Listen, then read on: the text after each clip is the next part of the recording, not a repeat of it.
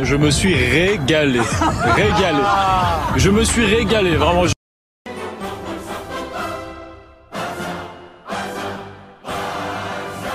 Bonsoir les amis, j'espère que vous allez tous très bien, très content de vous retrouver pour cette nouvelle vidéo débrief de la victoire de l'Espagne 4-1 contre la Géorgie. L'Espagne se qualifie en quart de finale de l'Euro et affrontera l'Allemagne cette semaine et ça promet énormément parce que cette équipe d'Espagne là est plaisante à voir jouer. Pourtant, le match n'a pas commencé aussi facilement. On va revenir en détail sur tout ça dans cette vidéo. Alors déjà, avant de commencer, après les premiers matchs de l'Espagne, je sentais un peu que cette équipe-là avait des failles qui n'étaient pas assez exploitées par ses adversaires les plus coriaces qu'elle avait affrontés, à savoir l'Italie et la Croatie. Parce que je trouvais que l'Espagne, c'est vrai, maîtrisait bien le ballon, avec de la variété offensivement. Mais je trouvais que défensivement, quand même, il y avait pas mal de choses à régler pour l'Espagne. Il y avait pas mal d'espace à exploiter pour une équipe qui était sérieuse devant. Et la Croatie et l'Italie n'ont pas su exploiter ces failles-là. Et aujourd'hui, on voit un peu que défensivement, l'Espagne peut être en danger face à cette équipe de la Géorgie, là, que je tiens d'ailleurs à féliciter pour le match qu'elle a fait contre l'Espagne, même si finalement elle s'est fait rosser.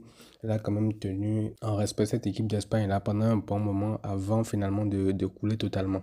Donc je disais que je voulais voir un peu l'Espagne dans la difficulté. C'est ce qu'on a vu aujourd'hui parce que déjà le match commence très bien pour l'Espagne. Possession du ballon, que ce soit dans l'axe ou sur les côtés, ils arrivent à se créer des occasions, ils ne marquent pas.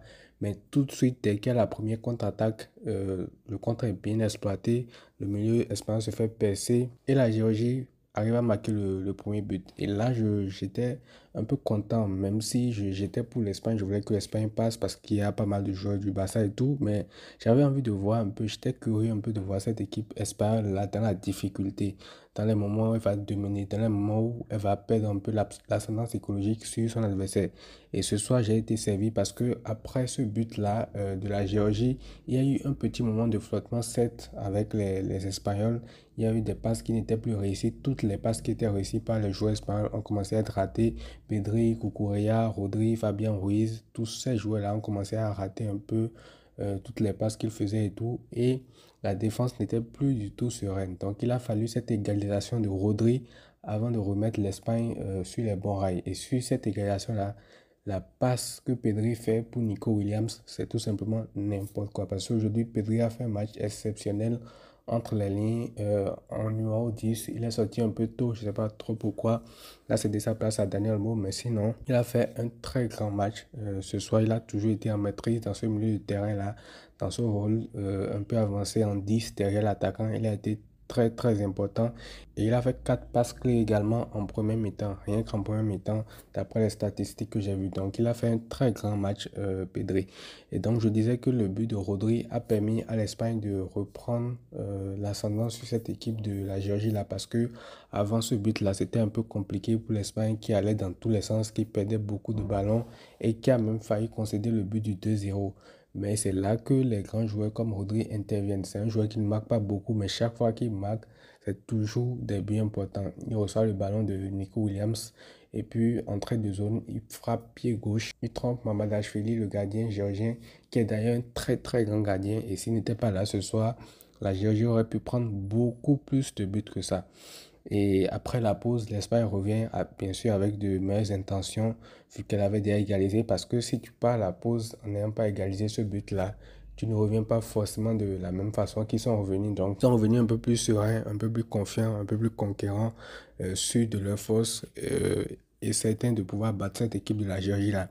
Et ça s'est tout de suite matérialisé par un deuxième but qui est venu très tôt, même s'il y a eu un petit moment de flottement avec, je pense, la tentative de loin d'un joueur de la Géorgie, je ne sais plus si c'est Mikotadze ou quoi, qui a vu la sortie de Naïs Monet qui a tenté de le lober. Donc le deuxième but de l'Espagne est venu très tôt, juste après cette occasion-là, sur la spéciale Lamine Yamal, j'ai envie de dire, le centre qu'il fait dans les 5m50, qui est placé dans une zone où le gardien ne peut pas intervenir et où ses joueurs, c'est-à-dire ses coéquipiers peuvent être trouvés parfaitement. Et le centre qu'il fait trouve la tête de Fabien Ruiz qui fait également un très grand match ce soir. Parce que lui, j'ai envie de dire, qu'est-ce qui lui arrive au PSG en fait? Parce que quand je le vois jouer, surtout sur la deuxième mi-temps, parce qu'en première mi-temps, collectivement, pendant le moment de flottement, il a sombré un peu avec son équipe, mais en deuxième mi-temps, franchement, le match qu'il nous fait Fabien Ruiz, c'est tout simplement n'importe quoi. Donc, c'est lui qui vient catapulter le ballon, le centre de Lamine Yamal dans les buts de la Géorgie pour marquer le deuxième but de l'Espagne.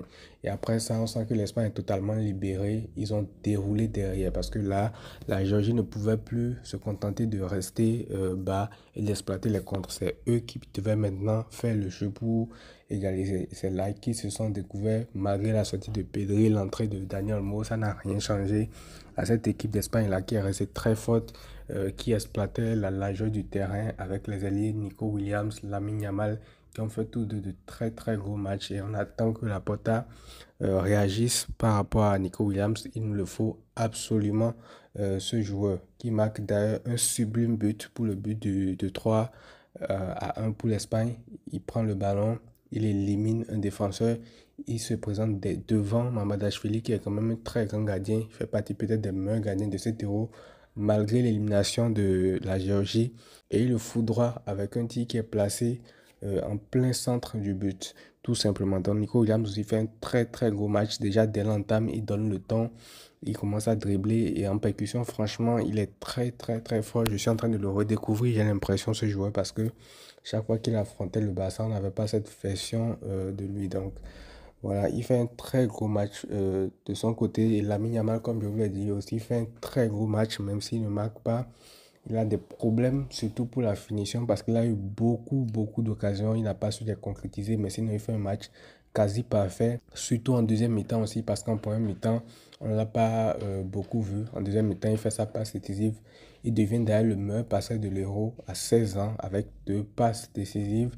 Et il fait un match monstrueux. Il ne manquait que le but. Il a eu des occasions, mais il a beaucoup raté aujourd'hui. Et on espère que lors des prochains matchs ou du prochain match qui pourra peut-être être le dernier, on ne sait pas, contre l'Allemagne, il pourra également marquer.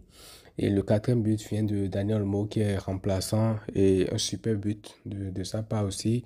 Contrôle pied droit et enchaînement pied gauche. Franchement, ce joueur-là, il a le temps de marquer des buts exceptionnels sans pour autant être un joueur de classe mondiale. Ça reste un bon joueur, mais sans plus.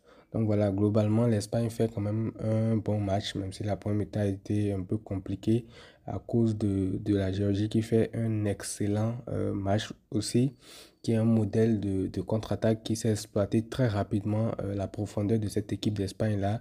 Et pour finir, j'aimerais parler aussi des points d'amélioration pour cette équipe-là parce que cette équipe d'Espagne-là me fait penser un peu au Barça de cette saison, qui certes peut dominer, peut obtenir des occasions sans pour autant marquer, parce qu'elle n'a pas un vrai tueur devant pour concrétiser chaque occasion que tu trouves. En fait, il n'y a pas ce joueur-là qui, dès que tu as un temps fort, peut te concrétiser cette occasion-là pour te mettre à l'abri.